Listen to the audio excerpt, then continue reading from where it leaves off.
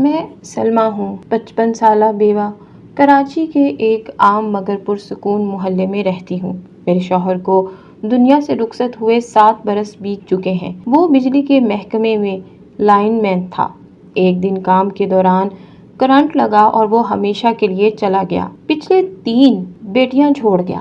عائشہ، ندا اور فریحہ میری دنیا، میری بیٹیاں ہیں۔ میری عبادت، میری دعائیں، میری ہر فکر ان سے جڑی ہے۔ ہمیں ہمیشہ اپنی محنت پر یقین رہا۔ میں کپڑے سی کر گھر چلاتی ہوں، لڑکیاں تعلیم حاصل کرتی ہیں۔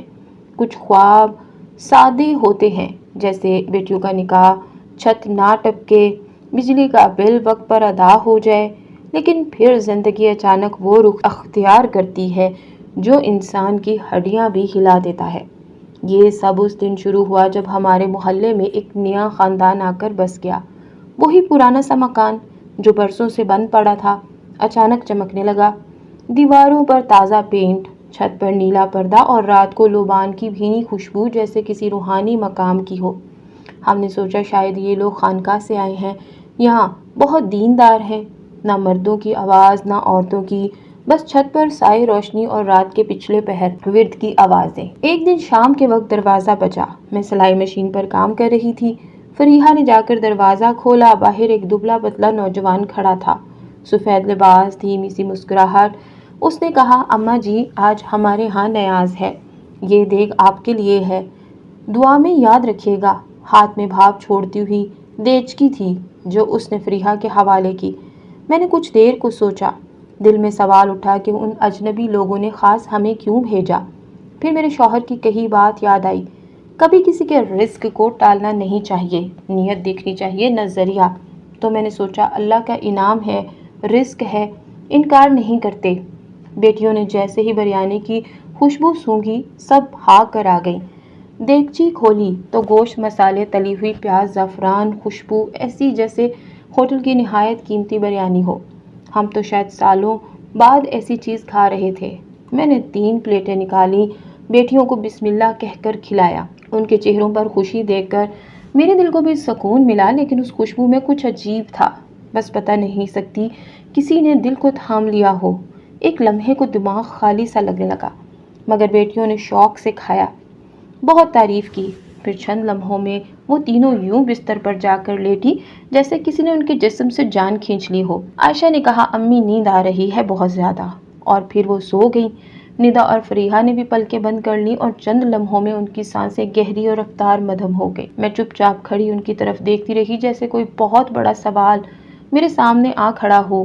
رات کے دوسرے پہر میں عائشہ کے کمرے میں گئی۔ اندھیرے میں صرف چاند کی روشنی چھن کر آ رہی تھی۔ میں نے اسے کروٹ لیتے دیکھا، اس کے لب ہل رہے تھے۔ میں قریب ہو کر سننے لگی، وہ آ چکا ہے، ہم منتخب ہو چکے ہیں۔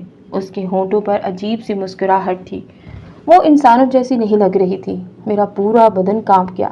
میں نے آیت الکرسی پڑھنا شروع کی، دل میں اللہ کو پکارا۔ وہ میری بیٹی تھی یا کسی اور کی قید میں آ چکی تھی؟ مجھے لگا جیسے کوئی ہمارے گھر میں خاموشی سے داخل ہو چکا ہے، بغیر دروازہ کھولے، بغیر اجازت لیے۔ اور اس رات مجھے پہلی بار لگا کہ شاید یہ لنگر صرف رزق نہیں تھا، یہ امتحان تھا۔ بریانی والی رات کے بعد صبح کچھ عجیب تھی۔ میں حسب معمول فجر کے بعد اٹھ گئی، وضو کیا، جائے نماز بچھائی اور آنکھوں میں رات کی تھکن لیے رب سے دعا مانگنے لگی۔ لیکن دل میں ایک عجیب سا بوجھ تھا، جیسے نیند نہ آنے کا سبب فقط بے چینی نہ ہو، بلکہ کوئی نظر نہ آنے والا بادل ہمارے گھر میں داخل ہو چکا ہو۔ بیٹیاں عموماً نماز کے وقت خود ہی اٹھ جایا کرتی تھی، مگر آج سب کی آنکھ ایسی لگی تھی جیسے کسی گہرے غار میں اتری ہوں۔ میں نے ایک ایک کو جگایا، مگر وہ صرف آنکھیں کھول کر مجھے دیکھتی اور پھر دوبارہ کروٹ لے لیتی، جیسے کوئی نیند کی قید میں ہو اور اختیار ان کا نہ ہو۔ عائشہ میری سب سے بڑی بیٹی تھی، وہی جو باپ کے بعد میرے لیے ایک سائبان جیسی بن گئی تھی، شرمیلی، باوقار، بات بات پر حیا سے نگاہ جھکا لینے والی۔ وہ عائشہ اس صبح کچھ اور تھی۔ جب وہ آخر کار بیدار ہوئی تو اس کی چال، آنکھوں کی چمک اور انداز گفتگو میں ایسی تبدیلی تھی کہ میرا دل دھک سے رہ گیا۔ اس نے ہمیشہ کی طرح نہ سلام کیا، نہ پانی مانگا، बस आहिस्तगी से उठकर सहन में चली गई और आईने के सामने जा खड़ी हुई। सहन में एक पुराना आईना लगा हुआ था जिसके आगे वो कभी 2 मिनट भी खड़ी ना रहती थी, मगर आज वो वहां बैठ गई, टांग पर टांग रखकर, जैसे कोई रानी खुद को देखती हो। मैंने बाहर आकर आवाज दी, आयशा बेटा नाश्ता तो कर लो। उसने मेरी तरफ देखे बगैर कहा, अम्मी ये चेहरा अब पहचाना जाने लगा है। मैं ठिठक गई। क्या मतलब है बेटा? वो पलटी और मेरी तरफ देखकर मुस्कुराई। उसकी आंखों में रोशनी थी, मगर वो रोशनी सादा ना थी, नीला सा अक्स, जैसे पानी में चांद का साया सा नजर आ रहा हो। उसकी आंखों की पुतलियों में रक्स कर रहा था। मुझे लगा जैसे मैं किसी और को देख रही हूँ। मेरे हलक से खुश्क आह निकल गई, मगर मैंने खुद पर काबू रखा। तुम ठीक हो बेटा? उसने हंसते हुए कहा। अम्मी अब सब ठीक हो जाएगा, वो आ चुका है। ये लफ्ज़ वो आ चुका है मेरे दिल को चीर गए। मैंने कुछ कहना चाहा, मगर ज़बान जैसे खुश्क हो गई। मैं सिर्फ उसे घूरती रह गई। दिन के वक्त तो वो बस खामोश रहती, जैसे किसी गहरी सोच में गुम हो। खाने को कम मांगती, किसी से बात ना करती, सिर्फ आईने में खुद को देखती या छत पर जाकर बैठ जाती। मैंने कई बार उसे वहाँ देखा, तन्हा मगर खाली नहीं। वो सरगोशियाँ करती, हंसती और बाज़ औक़ात हाथ से कोई नाम लिखती, जैसे फ़िज़ा में कोई मौजूद हो। एक रात मैं वज़ू करके निकली तो मुझे छत से कोई हल्की सी आवाज़ सुनाई दी। दबे पाँव ऊपर गई तो वो वहाँ बैठी थी। चांदनी उसके चेहरे पर पड़ रही थी और उसका चेहरा वो मेरी आयशा न लग रही थी। वो सरगोशी कर रही थी, मेरी आंखें तुम्हारे लिए, मेरी सांसें तुम्हारी, मैं मान चुकी हूँ, अब तुम भी खुद को जाहिर करो। मेरी सांसें रुक गई। मैंने उसे पुकारा, आयशा। वो चौंकी, लेकिन मुझे देखकर हंसी। अम्मी आप भी ना डर जाती हैं हर बात से। मैं उसे नीचे ले आई, मगर दिल में अजीब सी गड़बड़ थी। अगले दिन जब मैंने उसका सर धुलाने के लिए हाथ रखा तो उसकी गर्दन के पीछे एक अजीब सा निशान दिखा, काला सा हल्का, जैसे कोई अंगूठी किसी नादीदा हाथ से खींच ली गई हो। ये कैसे लगा बेटा? उसने कंधे उचका दिए। पता नहीं, शायद रात को गिरा था। उसी दिन मैंने उसे जानबूझकर कुरान के करीब किया। कुरान मजीद खोल कर सूरह यासीन तलावत करना चाहिए तो आयशा ने फ़ौरन आंखें बंद कर ली और कहा, अम्मी मेरा सर दर्द कर रहा है, आप बाद में पढ़ लीजिए। मैंने छोटे से दिल में जो कुछ महसूस किया वो किसी लफ्ज़ में नहीं आ सकता। मुझे लगा जैसे मेरी बेटी के अंदर अब कोई और मौजूद है, कोई जो मेरे रब का कलाम सुनना नहीं चाहता, जो रोशनी से भागता है और आईने में अपने असल को पहचानता है। रात को एक बार फिर मैंने उसे छत पर देखा। उस बार वो तन्हा ना थी, एक साया लंबा और साकित उसके करीब खड़ा था। मैंने आंखें मली, दोबारा देखा, वहाँ कुछ न था, लेकिन आयशा बातें कर रही थी। जुमले साफ सुनाई नहीं दे रहे थे, बस एक लफ्ज़ वाज़िया था, मुंतखब। अब मैं खुलकर खौफज़दा थी। मैंने देख के बर्तन को देखा जो अब तक सहन में पड़ा था। अजीब बात यह थी कि उसमें बचा हुआ चावल बासी नहीं हुआ था, ना उसमें बदबू थी, ना उस पर मक्खियाँ आती थी। मुझे लगा जैसे वो अभी अभी पका हो, गो के उसे आए हुए दिन हो चुके थे। मेरे दिल में फतूर बढ़ता गया। मैंने खुद से सवाल किया, क्या मैंने अपनी बेटियों को किसी शैतानी रिस्क से आलूदा कर दिया है? क्या वो लोग जो पड़ोसी बनकर आए दरअसल इंसान थे भी या नहीं? आयशा अब रोज़ रात को छत पर जाती थी, दिन में आईना देखती, और जब भी उससे मैं सवाल करती वो नर्म लहजे में हंसती, अम्मी वक्त आने दो, सब खुद समझ आ जाएगा। यही जुमला मुझे चीर कर रख देता। मैंने जान लिया था कि मेरी बेटी, मेरी जान अब वो नहीं रही जो मैंने पाली थी। उसके जिस्म में कुछ और आ बसा है। वो खाल अब भी मेरी बेटी की थी, मगर रूह वो शायद किसी और की हो चुकी थी। मैं बेबस हूँ, और माँ की बेबसी इस दुनिया की सबसे खामोश चीख होती है। मैंने रात के सन्नाटे में बारहा अल्लाह से कहा, या रब मुझे अपनी बेटी वापस दे दे। अगर मैंने नादानिस्ता कोई दर खोल दिया है तो उसे बंद करने की ताकत दे दे। लेकिन मुझे मालूम था कुछ दरवाजे खोलने के बाद कभी मुकम्मल बंद नहीं होते, और मेरी बेटी वो अब दरवाजे के उस पार खड़ी थी। मैं हर गुजरते दिन के साथ अंदर ही अंदर टूटती जा रही थी। आयशा की हालत ने मुझे एक ऐसी उलझन में डाल दिया था जिसका ना कोई सिरा मेरे हाथ में था, ना कोई फहम मेरे शऊर में।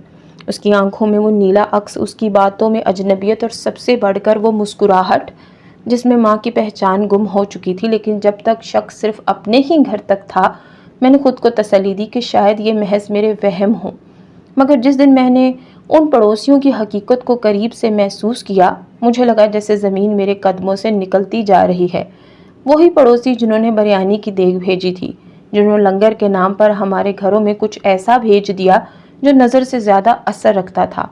وہ میرے ہر خیال کے مرکز بن چکے تھے۔ شروع میں تو سبھی انہیں نیک باوقار اور نظر و نیاز والے لوگ سمجھتے تھے۔ عورتیں کہتی کہ ایسے لوگ محلے میں آئیں تو برکت آتی ہے، لیکن وقت گزرنے کے ساتھ میں نے کچھ عجیب تبدیلیاں محسوس کی۔ سب سے پہلے تو یہی کہ دن کے وقت ان کے دروازے بند ہوتے، کھڑکیاں بھی ہمیشہ پردوں میں لپٹی رہتی جیسے کوئی روشنی سے دور بھاگتا ہو۔ کبھی کبھار کوئی سائے جیسا وجود چھت پر یا دروازے پر دکھائی دیتا، مگر ایک لمحے کے بعد غائب ہو جاتا۔ بچوں نے کہنا شروع کیا کہ خالہ، اس گھر کے لوگ دن میں نہیں نکلتے، رات کو جب ہم سب سوتے ہیں تب ان کے دروازے کھلتے ہیں اور چھت پر سفید کپڑوں والے لوگ کھڑے ہوتے ہیں۔ میں نے شروع میں بچوں کی بات کو ٹال دیا، لیکن پھر محلے کی دو اور عورتوں نے میرے شک کو پکا کر دیا۔ ایک کا نام رشیدہ تھا اور دوسری فرزانہ۔ وہ میرے ساتھ پرانے وقتوں کی پڑوسنیں تھیں، سچ اور جھوٹ کا فرق خوب جانتی تھیں۔ ایک دن دونوں میرے گھر آئیں، چائے کے کپ ہاتھ میں لیے بیٹھی تو رشیدہ بولی، سلمیٰ، تمہیں عجیب نہیں لگتا کہ ان کے گھر کا دروازہ اکثر بغیر بجائے کھلتا ہے، جیسے کوئی اندیکھے ہاتھ سے ہلاتا ہو؟ میں نے فوراً کہا، ہاں، میں نے بھی محسوس کیا ہے۔ وہ کبھی کسی کو باہر کھڑے انتظار نہیں کرواتے، دروازہ خود ہی کھل جاتا ہے۔ میری ریڑھ کی ہڈی میں سرد لہر دوڑ گئی، میری انگلیاں چائے کے کپ کے گرد اور مضبوطی سے جکڑ گئی۔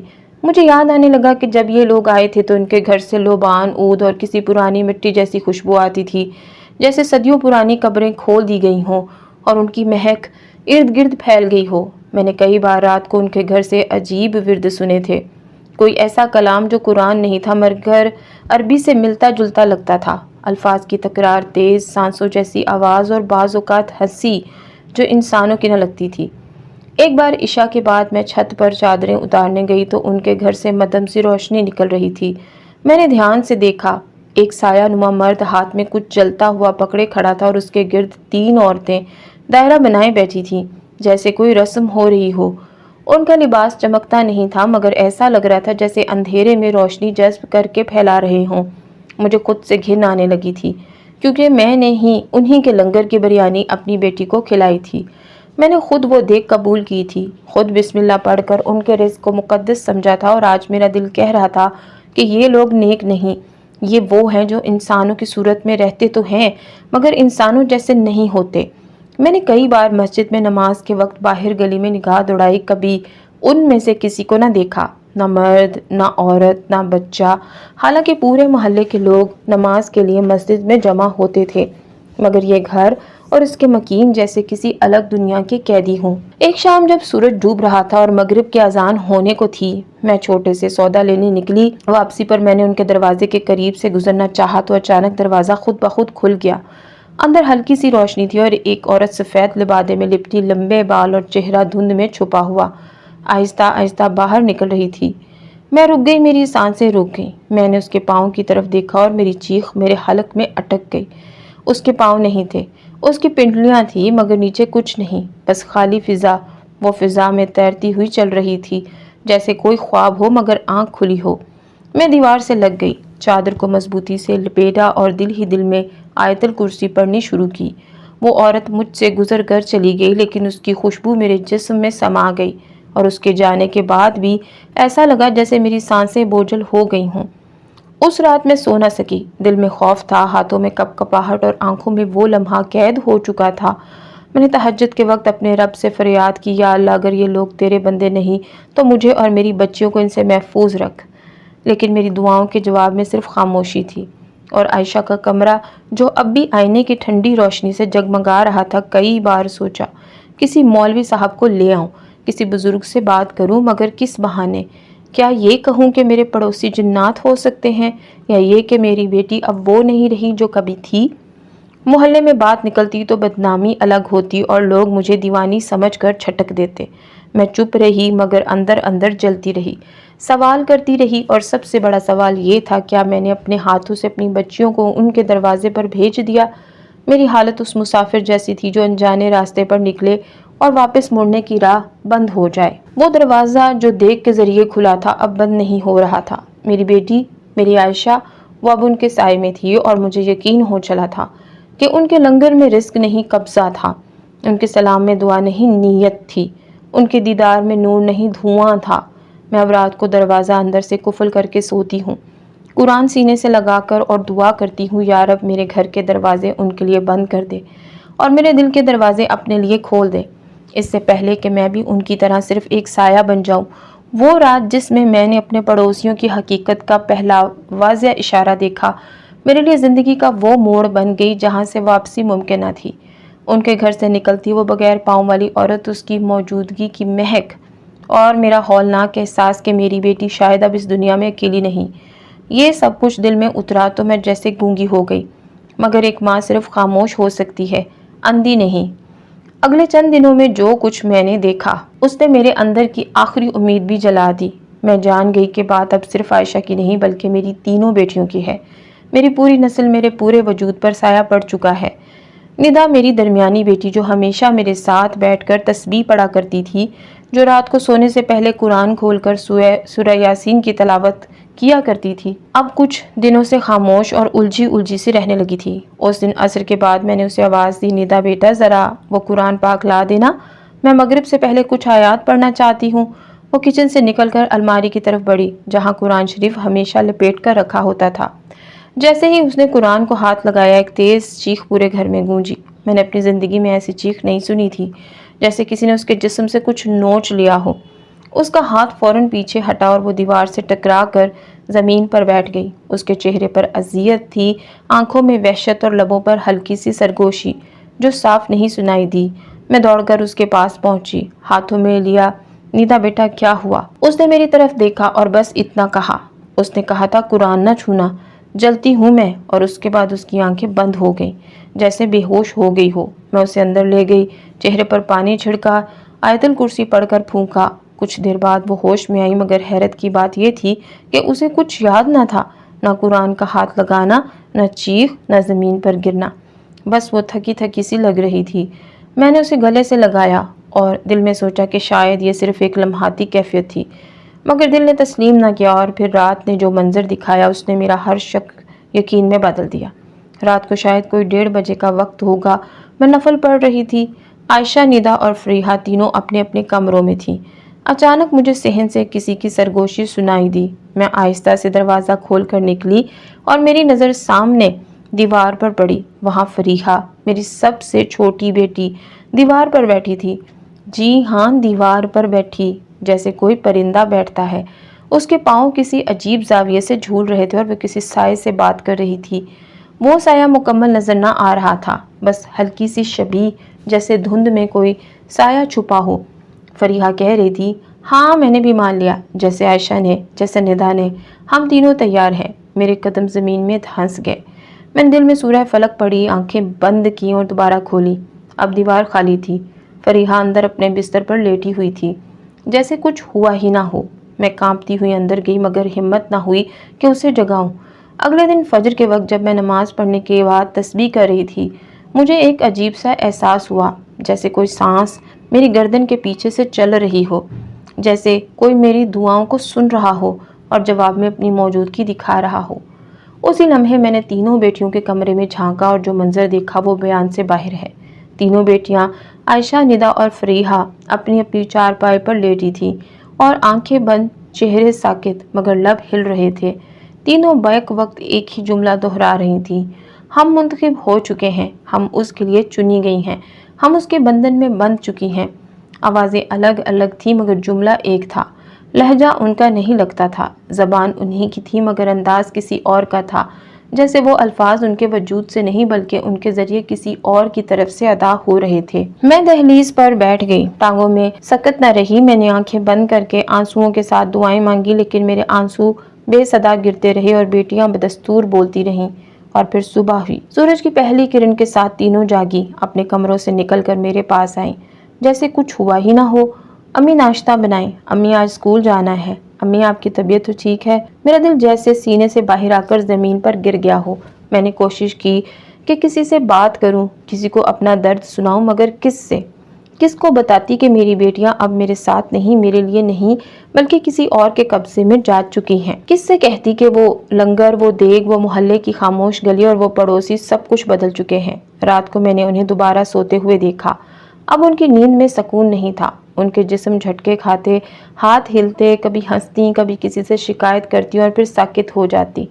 میں نے دیکھا کہ ان کی زبانوں پر الفاظ تھے جنہیں میں سمجھ نہیں پاتی تھی، کوئی پرانا لہجہ، کوئی بھولی بھٹکی زبان جیسے صحیفوں کی پرچھائیاں، اور سب سے خوفناک بات یہ تھی کہ جب میں ان کے پاس جا کر دعا پڑھتی، ان کے ماتھے پر ہاتھ رکھتی تو میری انگلیاں ٹھنڈی پڑ جاتی، یوں جیسے برف پر ہاتھ رکھا ہو۔ اب میرے لیے سب کچھ واضح ہو چکا تھا، یہ سب کوئی بیماری نہیں تھی، نہ نفسیاتی الجھن، یہ وہ اثر تھا جو ان پڑوسیوں کی دیکھ کے ساتھ آیا تھا، جو ہمارے گھر کی دہلیز پر رکھا گیا تھا۔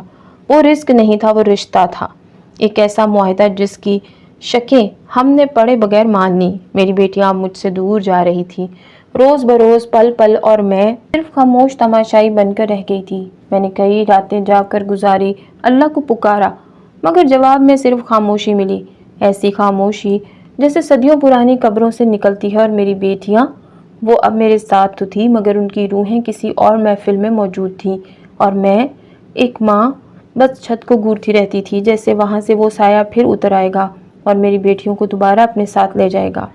ہمیشہ کے لیے مجھے یاد نہیں کب میں نے آخری بار سکون کی نیند لی تھی۔ ہر رات ایک نئے خوف کی کوکھ سے جنم لیتی تھی، ہر دن ایک نئی بے بسی میرے سامنے پھیلتی تھی۔ میری بیٹیاں جن کی ہنسی میرے صحن میں بہار لاتی تھی، اب ان کی مسکراہٹیں میرے وجود کو سہماتی تھیں، ان کے چہروں پر چھپی اجنبیت اور لبوں پر انجانے الفاظ کا زہر میرے دل میں ٹپک رہا تھا۔ میری آستینوں میں ماں کا صبر تھا، لیکن میری آنکھوں میں مسلسل جگتی آنسوؤں کی روشنی ختم ہوتی جا رہی تھی۔ میں ہر طرف سے بے بس ہو چکی تھی، اور جب انسان ہر دروازے پر دستک دے کر تھک جائے تو اسے یاد آتا ہے کہ اصل در تو آسمان کا ہوتا ہے۔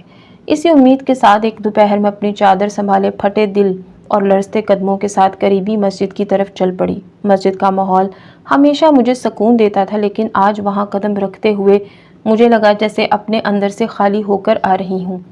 امام صاحب ایک بوڑھے اور نرم گفتار بزرگ تھے، جنہیں محلے والے قاری صاحب کہہ کر پکارتے تھے۔ میں نے جھجکتے ہوئے ان سے کہا، مولوی صاحب میں بہت پریشان ہوں، میرے گھر میں کچھ ہے، کچھ جو میری بیٹیوں کو لے رہا ہے، جو میری چھت کے نیچے سایہ بن کر پھیل رہا ہے۔ قاری صاحب نے میری طرف غور سے دیکھا، میں نے ایک ایک کر کے سب کچھ بتایا، لنگر کی دیگ، بڑی بیٹی عائشہ کی تبدیلی، دیوار پر بیٹھ کر باتیں کرنا، قرآن چھوتے ہی ندا کا چیخنا، فریحہ کا بے ہوش ہونا، اور پھر وہ جملہ جسے سن کر میں آج تک لرزتی ہوں، ہم منتخب ہو چکے ہیں۔ قاری صاحب کچھ دیر خاموش رہے، پھر دھیرے سے بولے، بیٹی یہ معاملہ انسانوں کا نہیں لگتا، یہ کسی اور مخلوق کا ہے، ان کا جو ہماری نظروں سے اوجھل رہتے ہیں مگر ہمارے گھروں میں اثر ڈال دیتے ہیں۔ میں نے کپکپاتی آواز میں پوچھا، پھر میں کیا کروں؟ میں تو ایک اکیلی بیوہ ہوں، مجھ میں نہ طاقت ہے نہ ہی کوئی علم، میری بیٹیاں ختم ہو رہی ہیں۔ قاری صاحب نے قرآن کریم اٹھایا، محبت سے میرے سامنے رکھا اور کہا، اس کا علاج بھی یہی ہے، تم سورہ بقرہ روزانہ پڑھو، خاص طور پر عشاء کے بعد، اور ایک اور بات، رات کو سونے سے پہلے تم خود اذان دیا کرو اپنے گھر کے اندر، آواز اونچی ہو، دل مضبوط ہو۔ اذان صرف نماز کے لیے نہیں، یہ شیطان کے لیے تعزیانہ ہے، جو مخلوق تمہارے گھر میں ہے وہ اذان اور قرآن سے جلتی ہے۔ میں نے لرزتے دل اور کمزور ایمان کے ساتھ یہ نصیحت پلے باندھ لی۔ رات آئی تو میں نے دروازے بند کیے، تینوں بیٹیوں کو سلایا، خود وضو کیا اور سورہ بقرہ کھول کر بیٹھ گئی۔ الفاظ زبان سے نکلنے لگے، مگر میری آواز میں پہلے پہل ہچکچاہٹ تھی، جیسے کوئی انجانی دیوار میرے لفظوں کو واپس دھکیل رہی ہو۔ میں نے ہمت کی سانس بھری اور پڑھتی رہی، ایک ایک آیت جیسے روشنی کی لکیر بن کر میرے گھر کی دیواروں پر چمکتی تھی۔ اور پھر میں نے وہ کیا جو قاری صاحب نے کہا تھا۔ عشاء کے کچھ دیر بعد جب محلے کی گلیاں سونی لگی، دروازے بند، چولہے ٹھنڈے اور سائے لمبے ہونے لگے، میں اپنے صحن میں آئی، دل پر بسم اللہ کی چادر ڈالی اور بلند آواز میں اذان دی، اللہ اکبر، اللہ اکبر۔ میری آواز فضا میں گونجی تو میں نے محسوس کیا جیسے میرے گھر کے آئینے سانس لینے لگے ہوں۔ وہ آئینے جو اب تک روز عائشہ کے چہرے کا عکس چمکاتے تھے، ان پر اچانک دھند چھا گئی، جیسے کوئی ٹھنڈی ہوا ان کے اندر سے گزر گئی ہو۔ ان کی سطح پر ایک ہلکا سا برف جیسا لمس ابھرا، اور میں نے دیکھا کہ عائشہ کا کمرہ، جس میں وہ اکثر دیر تک آئینے کے سامنے بیٹھتی تھی، اب کچھ تھر تھراتا ہوا سا لگ رہا تھا۔ دوسری رات میں نے پھر اذان دی، آواز میں لرزش کم ہو گئی تھی، لیکن آنکھوں میں اب بھی خوف کا سایہ تھا، جیسے اذان صرف میرے حلق سے نہیں بلکہ میری گھر کی دیواروں سے بھی نکل رہی ہو۔ وہ دیواریں جن پر میری بیٹیوں کی بچپن کی ہنسی گونجتی تھی، اب خاموشی میں لپٹی کھڑی تھی۔ اذان کے بعد میں بیٹیوں کے کمروں میں گئی، تینوں سو رہی تھیں مگر ان کے چہرے سکون سے خالی تھے۔ جیسے سونے کے باوجود کوئی اندر بیدار ہو۔ تیسرے دن کچھ بدلا۔ اذان کے بعد جیسے ہی میں آخری کلمات لا الہ الا اللہ کہہ کر خاموش ہوئی، پورے گھر میں ایک جھماکا سا ہوا، جیسے کسی نے فضا میں کوئی تیز پتھر پھینکا، اور پھر اچانک تینوں بیٹیوں نے بیک وقت زور کی چیخ ماری۔ میں دوڑی دیوانہ وار کمرے کھولتی گئی۔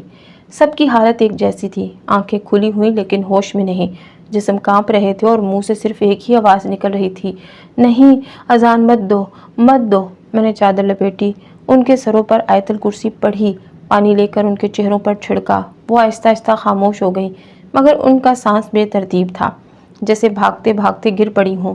فریحہ نے کچھ دیر بعد آنکھیں کھولی اور میری طرف دیکھا۔ امی، امی آپ کہاں چلی گئی تھیں؟ وہ آیا تھا، وہ ناراض ہو گیا ہے، ندا نے رو کر کہا۔ امی، وہ ہم سے کہتا ہے کہ اذان نہ دیا کرو، وہ ہمیں لے جائے گا۔ اور عائشہ؟ وہ چپ تھی، مگر اس کی آنکھیں کچھ کہہ رہی تھیں، جیسے کوئی اور اس کے اندر سے مجھے گھور رہا ہو۔ اس رات کے بعد میں نے پھر اذان دی، اور پھر ہر رات ہر اذان کے ساتھ میرے گھر کی فضا تھوڑی بدلی، جیسے کسی سوئی ہوئی چیز کو جھنجھوڑا جا رہا ہو۔ آئینے اب مسلسل دھندلانے لگے تھے، کمرے میں خوشبو بدل گئی تھی، لبان اور عود کی مہک کم ہو گئی تھی، اور کہیں کہیں قرآن کی تلاوت کے بعد ہلکی سی ٹھنڈی روشنی دیواروں پر پڑنے لگی تھی۔ میں جان چکی تھی وہ مخلوق جو میرے گھر میں بسی تھی، جو میری بیٹیوں کی روحوں پر قابض تھی، وہ اذان اور قرآن سے بے چین ہو رہی تھی، اور میں نے تہیہ کر لیا کہ اب رکوں گی نہیں، چاہے میری آواز ٹوٹے، زبان کانپے یا دیواریں چیخیں، میں اذان دیتی رہوں گی، کیونکہ یہ میری بیٹیوں کی جنگ نہیں، اب یہ ماں کی جنگ تھی۔ کچھ راتیں ایسی ہوتی ہیں جب انسان نیند میں نہیں سوتا بلکہ روح سوتی ہے اور دل جاگتا ہے۔ میرے لیے وہ رات انہی میں سے ایک تھی جب میں نے 5ویں بار اذان دی اور میری بیٹیوں کی چیخیں پھر سے گھر کو ہلا گئیں، تو میں نے وضو کر کے نماز تہجد پڑھی اور سجدے میں گر کر اللہ سے فریاد کی، یا اللہ تو سب جانتا ہے، میں کمزور ہوں، بے بس ہوں، مگر تو سب پر قادر ہے۔ یا رب میرے گھر کو، میری بیٹیوں کو ان شیطانی سایوں سے نجات دے۔ میں روتی رہی، سجدے میں بھیگی زمین پر آنکھیں ٹکائے، نہ جانے کب نیند آ گئی، شاید سجدے میں ہی، یا شاید میں زمین پر لیٹ گئی تھی۔ نیند میں روشنی کا ایک ہالہ ابھرا اور میں ایک عجیب و غریب مقام پر پہنچ گئی۔ میرے ارد گرد گھنا دھواں تھا، مگر سانس لینا آسان تھا۔ خاموشی تھی، مگر وہ خوفناک نہیں لگ رہی تھی۔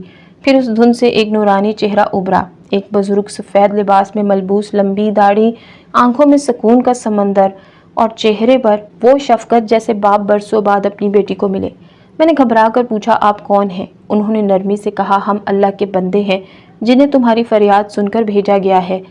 میں نے سوال کیا، کیا میری بیٹیوں کو کچھ ہو جائے گا؟ کیا میں انہیں کھو دوں گی؟ بزرگ نے گہری سانس لی اور بولے، تیری بیٹیوں کو قربانی کے لیے چنا گیا ہے۔ وہ جنات جو تیرے پڑوس میں رہتے ہیں انسانوں کے روپ میں، وہ عام جنات نہیں، وہ ایک شاہی جناتی خاندان ہے جو نسل در نسل انسانی لڑکیوں کو مخصوص ایام میں اپنے بادشاہ کی رضا کے لیے قربان کرتے ہیں۔ تمہاری بیٹیاں، خاص طور پر تمہاری بڑی بیٹی، وہ ان کی چنی ہوئی ہیں۔ میری چیخ خواب کے اندر گونجی۔ میں نے کہا، نہیں، یہ نہیں ہو سکتا، میں اپنی بچیوں کو کسی جن کے حوالے نہیں کروں گی۔ بزرگ نے نرمی سے کہا، میرا سر تھاما، حوصلہ رکھو سلمہ، اللہ تمہارے ساتھ ہے اور اسی لیے اس نے ہمیں بھیجا ہے۔ پھر انہوں نے اپنے دائیں ہاتھ سے ایک کاغذ نکالا، اس پر عربی میں کچھ آیات درج تھی۔ انہوں نے کہا، یہ آیات یاد کر لو، سورہ الجن، آیت الکرسی اور سورہ الناس کا ورد ہر نماز کے بعد کرو۔ ان آیات کو اپنے گھر کے چاروں کونوں میں پڑھ کر پھونکو، اور خاص کر جب چاند مکمل ہو اس رات ان آیات کو اپنی بیٹیوں پر دم کرو۔ اگر تمہارا یقین مضبوط رہا تو وہ جو سایہ ہے وہ اپنی گرفت کھو دے گا۔ میں نے جواب میں وہ آیات بلند آواز میں دہرائیں، جیسے کسی مدرسے میں سبق یاد کیا جاتا ہے۔ بزرگ نے کہا، یہ تمہارا آخری موقع ہے، اگر تم نے یہ راستہ چھوڑا تو وہ تمہاری بیٹیوں کو لے جائیں گے۔ میں نے روتے ہوئے کہا، میں ہر رات اذان دیتی ہوں، قرآن پڑھتی ہوں، مگر وہ چیختی ہیں، کیا وہ اس سے تنگ ہوتے ہیں؟ بزرگ نے کہا، ہاں، کیونکہ وہ لفظ اللہ کے ہیں اور اللہ کا کلام ان کے لیے آگ کی طرح ہے۔ تم یہ کام جاری رکھو اور یہ مت سوچو کہ تم اکیلی ہو، ہر اذان کے ساتھ فرشتے تمہارے گرد جمع ہوتے ہیں۔ تمہاری جنگ نظر نہیں آتی، مگر عرش تک اس کی گونج پہنچتی ہے۔ اور پھر خواب کا منظر بدل گیا۔ میں نے دیکھا کہ میری تینوں بیٹیاں ایک دائرے میں کھڑی ہیں، ان کے گرد سایہ سا ہے جو ان کے قدموں کو جکڑے ہوئے ہے۔ میں نے دور سے آیات پڑھنی شروع کی، اور جیسے جیسے آیات مکمل ہوتی گئیں وہ سائے پیچھے ہٹتے گئے۔ آخر میں جب میں نے بلند آواز میں اللہ لا الہ هو الحی القیوم کہا تو ایک سایہ چیختا ہوا پھٹ گیا اور ایک بیٹی کی زنجیریں ٹوٹ گئیں۔ میں چیخ مار کر اٹھ بیٹھی، پسینہ پسینہ آنکھوں سے آنسو بہتے ہوئے اور دل دھک دھک کرتا ہوا۔ میں نے فوراً وضو کیا اور جاگتے ہی وہی آیات اپنی بیٹیوں پر دم کرنے لگی جیسے خواب میں سیکھا تھا۔ میں نے ہر ایک کے سر پر ہاتھ رکھا، سورہ جن، آیت الکرسی اور سورہ ناس کی تلاوت کی اور تینوں پر دم کر دیا۔ میری آواز کپکپا رہی تھی مگر زبان رک نہیں رہی تھی۔ جیسے ہی میں نے آخری آیت مکمل کی، میری درمیانی بیٹی ندا نے زور سے ایک کراہ ماری۔ اس کا جسم لرزا اور زمین پر بے ہوش ہو گئی۔ میں نے گھبرا کر اسے سنبھالا۔ اس کا ماتھا ٹھنڈا ہو چکا تھا اور ہونٹ ساکت تھے، مگر حیرت کی بات یہ تھی کہ اس کے ہونٹوں کے آس پاس ایک عجیب سی خوشبو آ رہی تھی، وہی خوشبو جو میں نے کبھی خواب میں محسوس کی تھی۔ وہ خواب اب صرف ایک خواب نہیں رہا تھا، وہ اب میرا ہتھیار تھا۔ ندا کو کچھ دیر بعد ہوش آ گیا۔ اس نے میری طرف دیکھ کر کہا، امی میرے سر سے کچھ اتر گیا ہے، بہت بھاری تھا، اب ہلکا لگ رہا ہے۔ میں نے اسے گلے سے لگا لیا اور اللہ کا شکر ادا کیا۔ یہ پہلا اشارہ تھا کہ جناتی زور کم پڑنے لگا ہے۔ اب میں ہر دن اور رات ایک محاذ کی مانند لیتی تھی۔ خواب کے بزرگ کی ہدایت کے مطابق روز سورہ جن اور آیت الکرسی کا ورد کرتی، بیٹیوں پر دم کرتی اور گھر کے ہر کونے میں سورہ ناس پڑھ کر پھونکتی۔ میری زبان پر اب صرف ایک ہی جملہ تھا، جس نے میری بیٹیوں کو چنا وہ خود رد ہو جائے گا، کیونکہ میں نے انہیں اللہ کے حوالے کر دیا ہے۔ یہ عمل میرے لیے جہاد تھا، ایک ماں کا جہاد جس میں آنسو تلوار تھے اور اذکار ڈھال۔ جن راتوں میں دوسرے گھروں میں تھکن کی نیند اترتی تھی، ان راتوں میں میرے گھر میں اذان کی گونج آئے، آیات کا ورد اور ماں کی صدائیں گونجتی۔ میں نے تھکنا سیکھا ہی نہیں تھا، کیونکہ میری بیٹیوں کی روحوں پر کسی اور کا قبضہ تھا اور مجھے وہ واپس لانا تھا۔ قاری صاحب نے ایک دن مجھے کہا، اگر تو چاہے تو سورہ یاسین کا ورد 313 بار کرے، دن ہو یا رات، جب اخلاص مکمل ہو تو انشاءاللہ کوئی قید قائم نہیں رہتی۔ میں نے اس دن سے اپنے آپ کو ایک کام کے لیے وقف کر دیا۔ سورہ یاسین ہر رات، ہر دن، ہر سجدے، ہر سانس کے ساتھ سورہ یاسین میرے وجود کا حصہ بن گئی۔ میری آواز بیٹھ گئی، آنکھیں سوج گئیں، ہاتھ کانپنے لگے، مگر زبان رکنے پر تیار نہ تھی۔ میں نے دیواروں کو سنایا، آئینوں کو، فرش کو، آسمان کو اور ان سایہ کونوں کو جہاں میری بیٹیوں نے نہ جانے کن مخلوقات سے سرگوشیاں کی تھیں۔ بالآخر وہ رات آئی جس میں نے 313 بار مکمل ورد کیا۔ رات کے آخری پہر جب ستارے مان پڑتے ہیں، جب شیطان بھاگتے ہیں، جب آسمان سے رحمتیں اترتی ہیں، اسی لمحے میں نے سورہ یاسین کا آخری ختم پڑھا اور اپنی بیٹی عائشہ کے سر پر ہاتھ رکھا، آنکھیں بند کی اور کہا، یا اللہ اگر تیری رضا اس میں ہے تو میری بچی کو واپس کر دے۔ یا رب میں نے تیرا کلام تیرے بندوں پر چلایا ہے، اب تو کرم کر۔ میں سجدے میں گر گئی۔ کچھ دیر بعد ایک آہستہ سی آواز نے میری کمر سہلائی، امی۔ میرا دل جیسے رک گیا ہو۔ میں نے پیچھے مڑ کر دیکھا، عائشہ کھڑی تھی، چہرے پر نہ وحشت نہ اجنبیت، آنکھوں میں نمی، لبوں پر لرزتی مسکراہٹ اور آواز میں وہی بچپن والی مٹھاس۔ امی مجھے معاف کر دیں، میں آپ کو بہت دنوں سے دیکھ رہی تھی، سن رہی تھی، مگر بول نہیں پا رہی تھی۔ آج پہلی بار ایسا لگا جیسے کسی نے میرے کانوں سے بوجھ ہٹا دیا ہو۔ میں نے اسے لپٹا لیا، میری چیخ روتے روتے نکل گئی، یا اللہ تیرا شکر ہے، میری عائشہ واپس آ گئی۔ اس رات گھر کے آئینے بدلے، جن آئینوں میں پہلے عائشہ کا عکس دھندلا ہوتا تھا، کبھی آنکھیں نیلی، کبھی زبان بے حرکت، آج وہ آئینہ ایک بار پھر انسان کی آنکھ دکھا رہا تھا۔ میں دیر تک آئینے میں اس کی آنکھیں دیکھتی رہی، وہی سادگی، وہی خجالت، وہی معصومیت جو میں نے برسوں پہلے اس کے چہرے پر دیکھی تھی۔ اس نے خود مجھے بتایا، امی مجھے لگتا ہے جیسے میں کئی دنوں سے ایک قید خانے میں تھی، ایک کالا کمرہ جہاں روشنی نہیں تھی اور وہاں کچھ سائے آ کر مجھے حکم دیتے تھے، مجھے کہتے تھے کہ ماں کو کچھ نہ بتاؤں، ان کے ناموں کو نہ بگاڑوں اور جو بھی عمل ماں کرے اس پر ہنسوں۔ امی مجھے لگتا تھا جیسے میں مر رہی ہوں، لیکن آج جیسے کسی نے میری زنجیریں کاٹ دی ہوں۔ میں نے اس کے سر پر قرآن رکھا، بوسہ دیا اور سجدے میں گر کر اللہ کا شکر ادا کیا۔ وہ قید جس میں میری بیٹی قید تھی اب ٹوٹ چکی تھی۔ اس کی تبدیلی کا اثر صرف اس کے رویے تک محدود نہ تھا، جو چیزیں پہلے ہمارے گھر کو گھیرے رکھتی تھیں وہ بھی پیچھے ہٹنے لگی تھیں۔ جو پڑوسی جنات کا خاندان تھا، جنہوں نے دیگ بھیجی تھی، جن کے گھر سے ورد، خوشبو اور عجیب آوازیں آتی تھی، وہ اب خاموش تھے، ان کے دروازے بند رہنے لگے۔ پہلے ہر ہفتے محلے میں کوئی نہ کوئی بہانے سے ان کے گھر جاتا تھا، کبھی تعویذ لینے، کبھی پانی دم کروانے۔ اب وہ دروازے سناٹے میں کھو چکے تھے۔ کئی دنوں سے وہاں کوئی دیگ نہیں آئی، نہ کوئی مرد یا عورت دن یا رات نظر آئی۔ ایسا لگا جیسے ان کی طاقت کسی نے سلب کر لی ہو، یا شاید وہ جان چکے تھے کہ میں اب صرف ایک ماں نہیں، ایک مجاہد ہوں۔ عائشہ نے خود سے قرآن کھولنا شروع کیا۔ وہ میرے ساتھ فجر کی نماز میں کھڑی ہونے لگی، اس کی آواز میں دھیمی سی تھرتھراہٹ تھی، جیسے کسی نازک کانچ کو چھوا جا رہا ہو، لیکن وہ ہمت سے سورہ فاتحہ پڑھتی اور میں اس کی پیٹھ پر ہاتھ رکھ کر کہتی، بس اب کبھی نہ رکنا۔ ہم دونوں ماں بیٹی اب ایک محاذ پر تھے۔ میں وہ جو ورد کرتی تھی وہ ساتھ دہراتی، میں وہ پانی دم کرتی، وہ دوسرے کمروں میں چھڑکتی۔ اس کی موجودگی اب ایک دعا بن گئی تھی جو میرے دل میں ہر وقت ہلکی سی روشنی پیدا کرتی تھی۔ عائشہ کی نجات میرے لیے عید کی صبح جیسی تھی، جس میں ہر دکھ ختم ہو جاتا ہے، ہر رات کا سیاہ لمحہ پیچھے رہ جاتا ہے۔ میں جانتی تھی کہ ابھی جنگ ختم نہیں ہوئی، کیونکہ میری دو بیٹیاں اب بھی کسی اور فضا میں تھیں، لیکن آج ایک فتح مجھے مل چکی تھی۔ آج میری گود کا ایک پھول واپس کھلنے لگا تھا۔ جب میں نے اپنی بڑی بیٹی عائشہ کی آنکھوں میں دوبارہ زندگی کی رمق دیکھی، اس کے ہونٹوں سے امی سنا اور اسے میرے ساتھ نماز میں کھڑے ہوتے پایا، تو مجھے لگا کہ شاید اندھیرا اب پیچھے ہٹ چکا ہے، شاید آزمائش ختم ہو گئی ہے، لیکن مجھے اندازہ نہ تھا کہ روشنی کے بعد اکثر سایہ اور بھی گہرا ہوتا ہے۔ اس خوشی کو گزرے چند ہی دن ہوئے تھے کہ پھر سے گھر میں کچھ بدلنے لگا، ایسا بدلاؤ جو آوازیں نہیں کرتا، صرف اثر چھوڑتا ہے۔ ایک رات جب ہم سب سونے کے قریب تھے، میں نے کچن سے جلنے کی بو محسوس کی۔ پہلے پہل مجھے لگا شاید کسی دیے یا موم بتی کا اثر ہے، لیکن جیسے جیسے وقت گزرا وہ پوشیدہ ہوتی گئی، جیسے لکڑی یا کپڑا جل رہا ہو۔ میں دوڑی کچن میں، کمروں صحن سب جگہ دیکھا، مگر کہیں آگ کا کوئی نشان نہ تھا، نہ دھواں، نہ راکھ، نہ کوئی سلگتی چیز، لیکن فضا میں وہ بو اب بھی پھیلی ہوئی تھی، جیسے کوئی نظر نہ آنے والی آگ ہمارے گرد لگی گئی تھی۔ عائشہ نے میرے پاس آ کر سرگوشی کی، امی مجھے ایسا لگ رہا ہے جیسے وہ واپس آ گئے ہیں، جو میں نے خوابوں میں دیکھا تھا وہی سایہ اب صحن میں ہے۔ میں نے اس کی بات نظر انداز کرنے کی کوشش کی، لیکن میرا دل بے چین تھا، اور پھر اگلی صبح جب میں نے دروازہ کھولا تو جیسے کسی نے میرے دل کو مٹھی میں جکڑ لیا ہو۔ دروازے کے نچلے حصے پر کسی نے خون سے کچھ لکھا تھا، وہ الفاظ جو میری ریڑھ کی ہڈی تک سنسناہٹ بن کر اترے، تم نے ہمیں جھٹلایا۔ میں نے لرزتے ہاتھوں سے چادر سنبھالی، پانی اور صابن سے خون دھونے لگی، لیکن دھبا ایک بار مٹا کر دوبارہ ابھرتا، جیسے کسی نے اسے کسی اور حقیقت سے جوڑا ہو۔ میں نے دل میں سورہ ناس پڑھی، 3 بار پھونکا اور پانی دم کر کے زمین پر چھڑکا۔ اس واقعے کے اگلے ہی دن ندا میری درمیانی بیٹی بیمار ہو گئی۔ اس کا جسم تپنے لگا، زبان پر عجیب سا جھنجھناہٹ اور آنکھیں سرخ۔ میں اسے فوراً ہسپتال لے گئی، ڈاکٹر نے ٹیسٹ کیے، دوا دی، لیکن آخر میں بس ایک بات کہی، اس کے جسم میں کوئی بیکٹیریا یا وائرس نہیں، بلڈر رپورٹ نارمل ہے، لیکن شاید یہ ذہنی تھکن یا کوئی ڈر ہو۔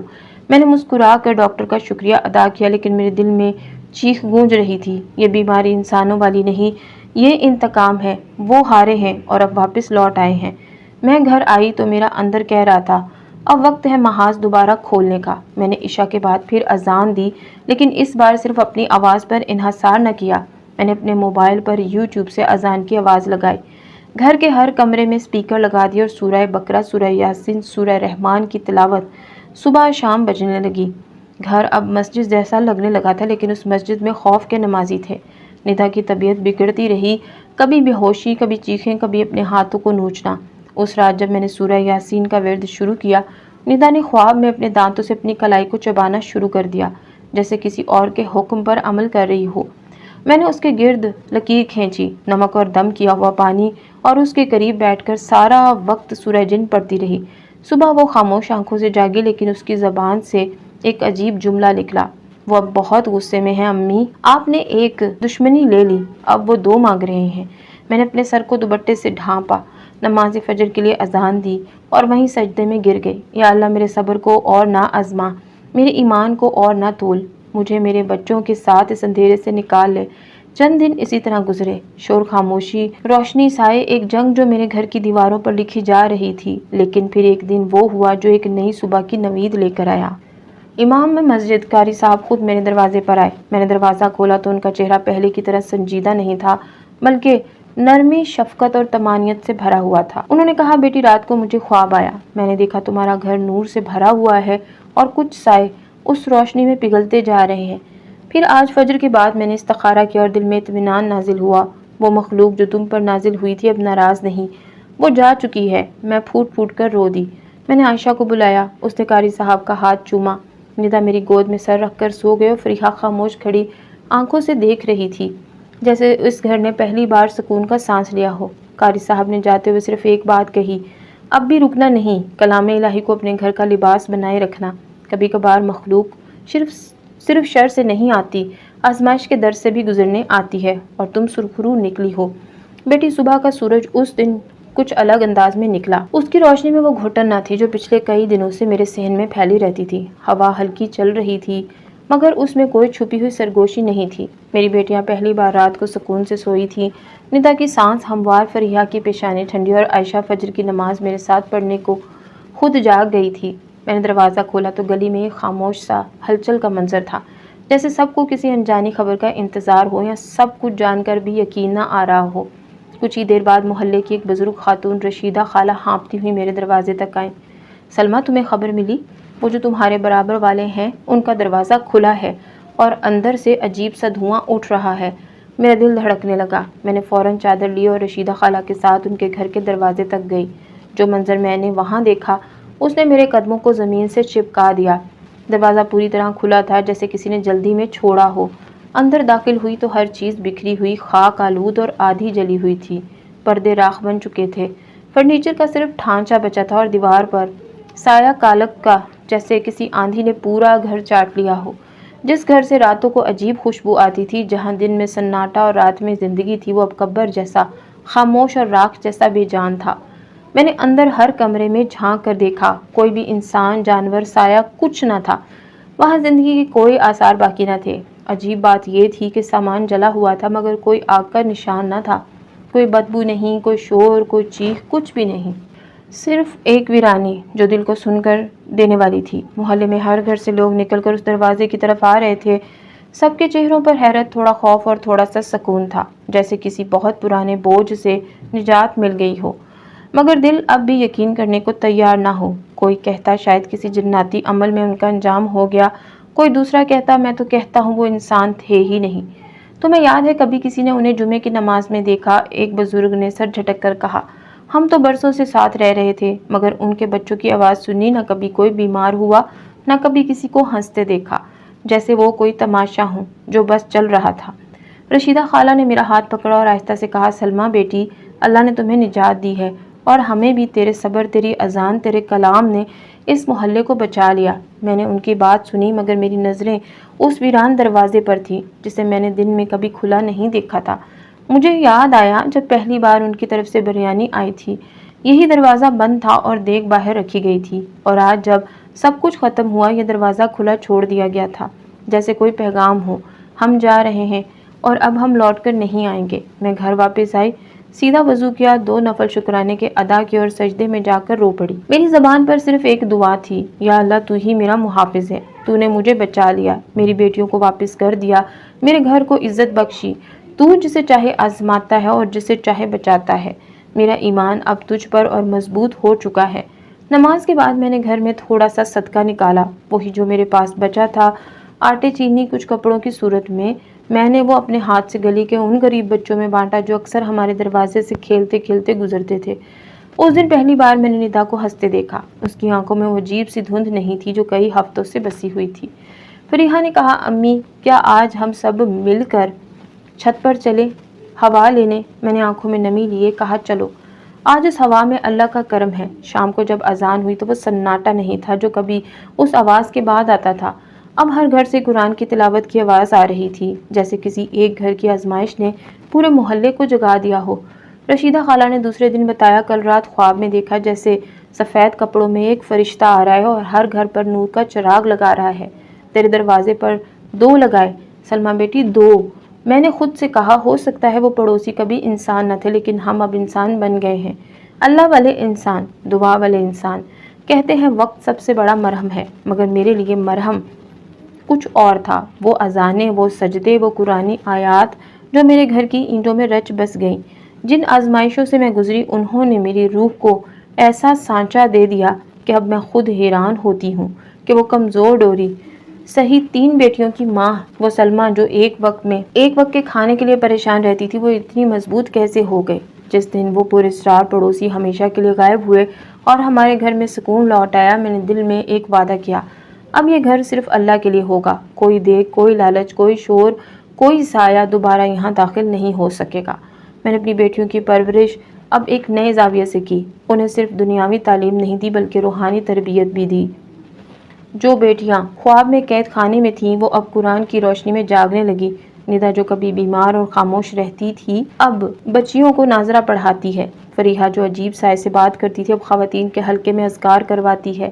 اور عائشہ میری سب سے بڑی بیٹی جو سب سے پہلے متاثر ہوئی تھی اب ہر جمعے کو خواتین کو روحانی بچاؤ پر درس دیتی ہے۔ ان تینوں کے نکاح میں نے سادگی سے کیے، نہ بانڈے کی چمک نہ ہال کا شور، بس مسجد، خطبہ، دعا اور اللہ کی رضا۔